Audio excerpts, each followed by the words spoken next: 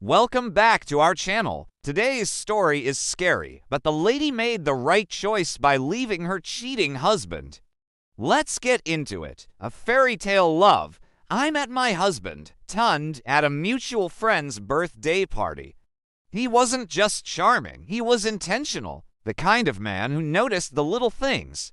He remembered my favorite color, my favorite juice, even the exact date I said I lost my mom. From the start, he showed up for me. On my tough days, he sent food. On my good days, he showed up with flowers. He was generous with his words, his time, and even his wallet. He'd say things like, "I may not be rich yet, but I'll always do my best to take care of you." And he did. He helped me pay my school fees when things were rough. He supported my small business. He even encouraged me to learn fashion design. Miriam was proud of him too. He was focused, ambitious, respectful. We prayed together, planned together, dreamed together. Everyone around us said, "You two are perfect for each other." So when he proposed on my 25th birthday, I didn't hesitate. The wedding was beautiful. Everything I'd dreamed of, simple, elegant, full of love. But not long after the honeymoon, something began to change. The good morning messages stopped. The long calls became short grunts. He started responding to my ideas with silence or sarcasm. I thought he was stressed. After all, marriage came with responsibilities, so I became more patient. I cooked better meals, kept the house spotless, massaged his feet when he returned home. But nothing seemed enough. 3 months in, Tund began to raise his voice at me. Over small things like not salting the food enough or forgetting to iron his favorite shirt. One night, he came home very late. I asked, "Are you okay?" He snapped, "Must I explain everything to you? You're not my mother." That night, I cried myself to sleep beside a man who once said, "I will never be the reason you cry." I noticed the calls he used to take in front of me were now taken in the bathroom.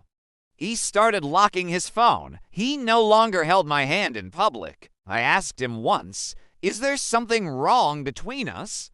He shrugged and said, "Maybe you're imagining things," but my heart knew I wasn't.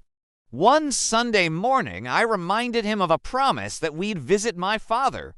He rolled his eyes and muttered, "I'm not your driver, Miriam. The man who used to drive 2 hours just to see me now couldn't cross town for me." He criticized my weight, compared my cooking to his mother's, told me he was too tired when I reached for intimacy.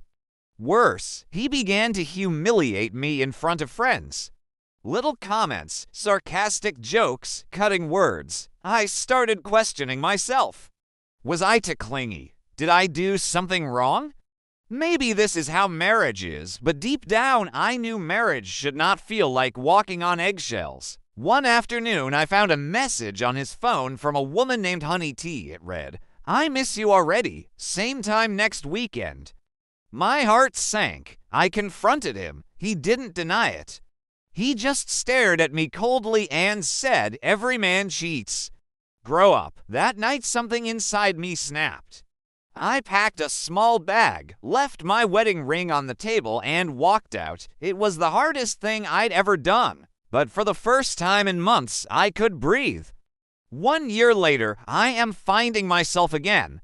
I went back to fashion school. I opened my own online boutique. My laughter is back, not because life is perfect, but because I'm healing. I'm not bitter. I still believe in love. But now I know better.